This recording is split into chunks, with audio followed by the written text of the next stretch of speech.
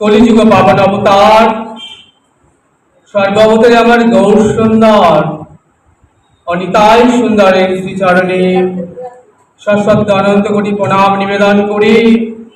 আজকের এই আনন্দ তিথিতে আমরা সমবেত হয়েছি গৌর গোবিন্দ কথা রসসুধা আস্বাদন করব বাসনা নিয়ে।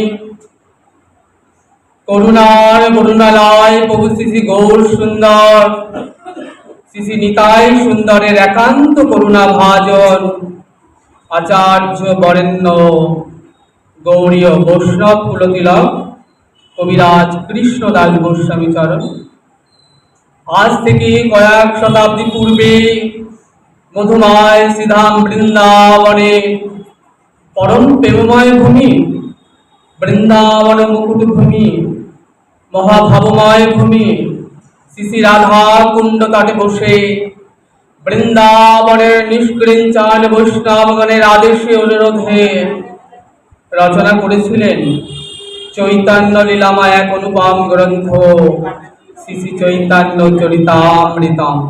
গ্রন্থের মধ্যলীলায় কবিরাজ কৃষ্ণদাস গোস্বামী চরণ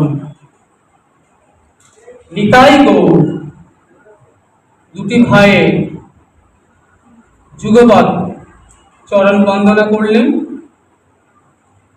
বললেন নিতাই গৌর দুটি ভাই যেন চন্দ্র সূর্য সম, নদী আর ভাগ্যাকাশে উদিত হয়েছে। কলিজীবে হৃদয়ের যে তম অন্ধকার, যে অজ্ঞান আধারকে দূরীভূত করবেন বলে শ্রীধাম নবদ্বীপ আজ আমার মহাপ্রভু শ্রীবাস অঙ্গনে বিষণ্ণ বদনে বসে আছেন। নিত্যানন্দ অদ্বৈত নরহরি মুরারি মুকুন্দ বাসুঘোষ আদি গৌরহরির চরণে এলেন, বললেন গৌরহরিকে, একি প্রভু আজ তোমাকে দেখে মনে হচ্ছে তোমার বদনটি বড় বিষণ্ণ, কি হয়েছে? তোমার বদন আজ বিষণ্ণ কেন? তোমাকে দেখে বড় চিন্তাগ্রস্ত মনে হচ্ছে। তুমি তো বহু জগতের সকল চিন্তা হরণকারী চিন্তামণি, তবে আজ বলো বলো প্রভু তোমার কিসের এত চিন্তা? গৌরহরি বললেন, নিত্যানন্দ আজ যে আমার বড় চিন্তা, আজ আমার বড় চিন্তা, সেই চিন্তাটা কলির জীবকে নিয়ে। শোনো শোনো নিত্যানন্দ, কলির জীব হইল অন্ধ, তারা তো পেল না, কেউ পেল না কৃষ্ণ প্রেমধন। আমি যে ধন দেব বলে গোলক থেকে ভুলকে এসেছি, তারা তো পেল না, কেউ পেল না কৃষ্ণ প্রেমধন। মহাপ্রভু কি বলছেন? শোনো শোনো নিত্যানন্দ, কলির জীব হইল অন্ধ। মহাপ্রভু কিন্তু আমাদের সকলকেই অন্ধ বললেন। আমরা তো বললাম কই, আমরা তো অন্ধ নই গো। তবে হ্যাঁ, অন্ধ তো কিছু আছে, সবাই তো অন্ধ নয় গো। কিন্তু মহাপ্রভু আমাদের সকলকেই অন্ধ বললেন। শুনুন, শোনো শোনো নিত্যানন্দ, কলির জীব হইল অন্ধ, সমগ্র জীবকেই বোঝানো হলো। তাহলে প্রভু যখন আমাদেরকে অন্ধ বলেছেন, কথাটা তো মিথ্যে হবার নয়। দুটো পথ, একটা বিষয়ের পথ, একটা ভক্তির পথ। দেখো, আমাদের চোখ আছে, আমরা বিষয়ের পথটা চিনি, কিন্তু আমরা যে পথে গেলে আমাদের প্রেম ভক্তি লাভ হবে, ভগবত ভক্তি লাভ হবে, আমরা সে পথে অগ্রসর হবার প্রয়াসী নই। আমরা বিষয়ের পথে এগোই। তাই মহাপ্রভু বলছেন, জীব, কলির জীব কাম রসে মজে রয়েছে, সংসার রসে মজে রয়েছে, বিষয়ের রসে মজেতে মজে রয়েছে কলির জীব।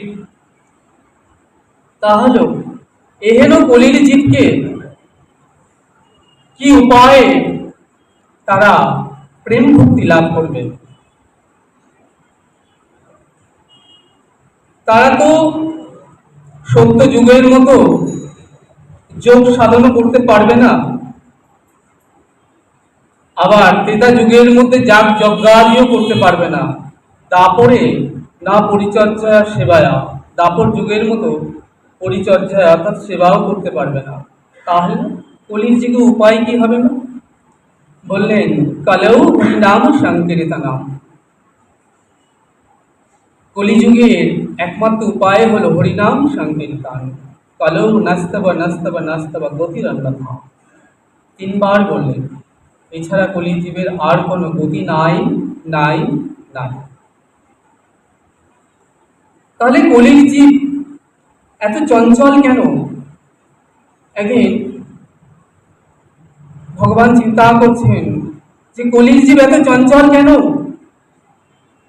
ভাবছেন, চঞ্চল জগতে অবস্থান করে কেউ তো শান্ত হতে পারে না। একটা ঘূর্ণায়মান যাতা, যার দ্বারা শস্যাদি পেশানো হয়, কিন্তু তার যে মাঝখানে দণ্ড, দণ্ডের মধ্যবর্তী অংশের শস্যাদি অবিচ্ছিন্ন থাকে। তাই জগতের মধ্যাকর্ষণে রয়েছেন আমার গোবিন্দ। কেউ যদি তার চরণ পাদপদ্ম আশ্রয় করতে পারে, তাহলে জগতের সকল দুঃখ যন্ত্রণা, জগতের কষ্ট থেকে চিরতরে নিবৃত্তি লাভ করতে পারে। তাই আমার গোবিন্দ চিন্তা করছেন, চিরকাল নাহি করি প্রেম ভক্তি দান, ভক্তি বিনা জগতে নাহি অবস্থান। মনে মনে চিন্তা করছেন, এই যে কলির জীব এত চঞ্চল, তার জন্য তো কলির জীবকে দোষ দেওয়া চলে না, এর জন্য তো আমি দায়ী। কারণ আমি তো কখনো সে ভক্তি দান করি নাই, সেই ধন, অনর্পিত ধন কখনো কলির জীবকে তো দান করাই হয় নাই। অনার্পিত চরিং চিরাত করুণায় অবতীর্ণ কলৌ, সমর্পয়িত মুন্নত উজ্জ্বল রসং সভক্তিষ্যম, হরিপুর অটৌ সুন্দর দুতি কদম্ব সন্দীপিত, সদা হৃদয় স্কন্দরে স্ফুরত বাহ সচিনন্দন। প্রভু চিন্তা করছেন, চিরকাল দান করি নাই, তাই কলির জীব সেটা কখনোই লাভ করতে পারি নাই। কারণ এই যে স্বভক্তি, অনার্পিত ধন দেবার মালিক গোবিন্দ মনে মনে চিন্তা করছেন, আমি স্বয়ং, আমি ছাড়া কেউ এ ধন দেবার অধিকারী নন। তাই আমি দান করি নাই, তাই কলির জীব কখনো সে ধন লাভ করে নাই। তাই চিন্তা করছেন,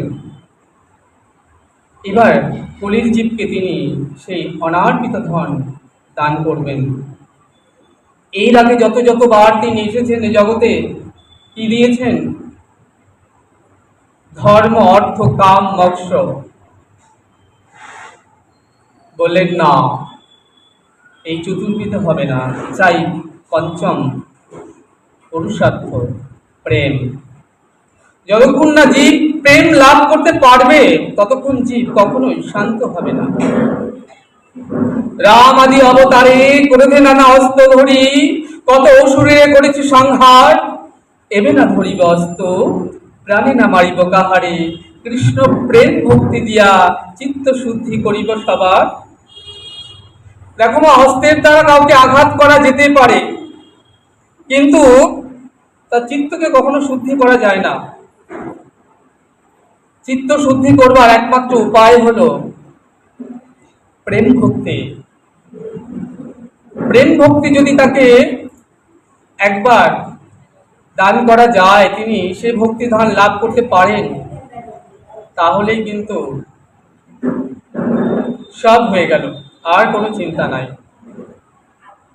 তাই তিন প্রভুতে নিবৃত্তিতে চুক্তি করছেন কি উপায় করলে পরে কলির জীব প্রেম ভক্তি লাভ করবেন। তিন প্রভু,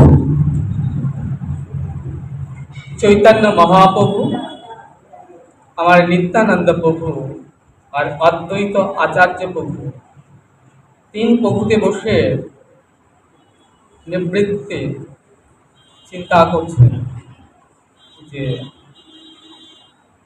কি উপায়ে এবার কলির জীবকে প্রেম ধন দান করা যায়।